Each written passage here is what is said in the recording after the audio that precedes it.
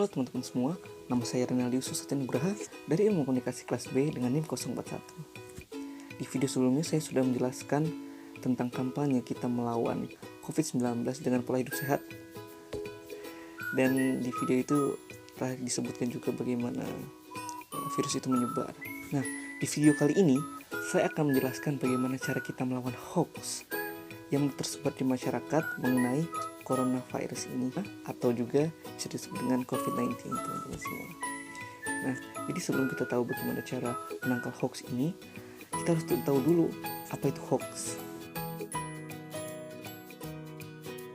Nah, jadi hoax itu adalah sebuah informasi yang tidak benar dan dibuat seolah-olah itu adalah benar, teman-teman semua.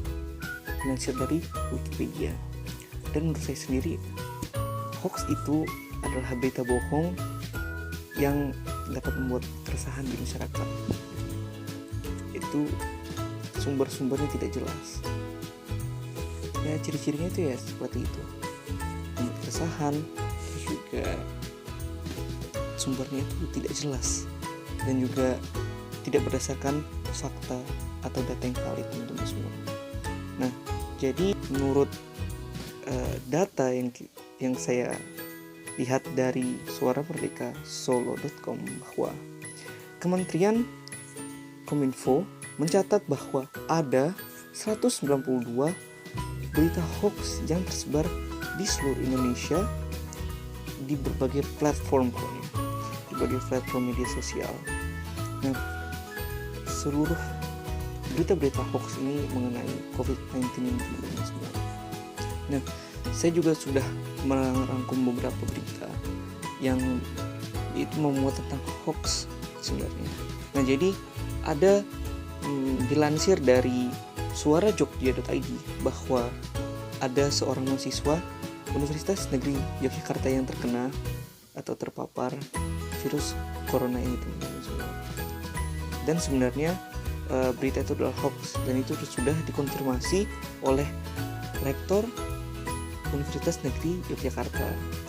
Beliau bernama Bapak Sutrisna Wibawa dan telah menjelaskan bahwa itu adalah hoax, dan juga beliau sudah konfirmasi bersama Dinas Kesehatan Yogyakarta bahwa sebenarnya satu pasien positif corona di DIY bukanlah mahasiswa Universitas Negeri Yogyakarta, teman-teman semua.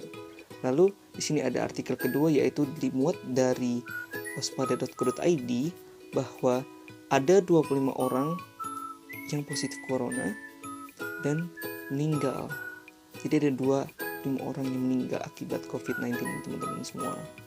Dan sebenarnya berita itu adalah hoax karena sebenarnya itu adalah hanya satu pasien saja yang meninggal, tapi pasien tersebut adalah pasien dengan kasus yang ke-25. Ya, jadi saking banyaknya kasus-kasus ini, orang-orang jadi tidak cross check terhadap berita tersebut, teman-teman semua. Ya, itu sangat disayangkan sekali sih.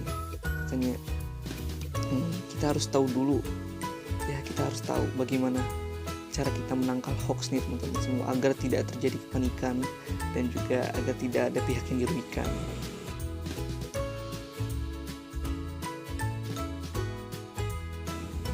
Jadi langkah pertama yang harus kita lakukan itu adalah kita harus mengecek dulu sumber informasi yang kita dapat, teman-teman semua.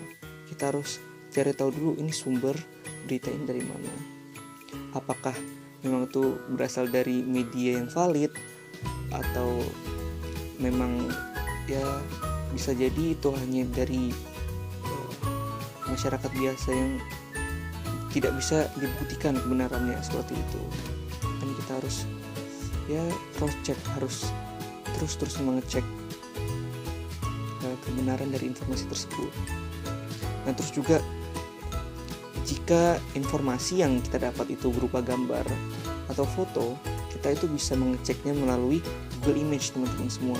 Nah, dari Google Image ini nanti kita akan dihadapkan dengan icon kamera, dan dari situ kita bisa upload foto yang ingin kita ketahui kebenarannya.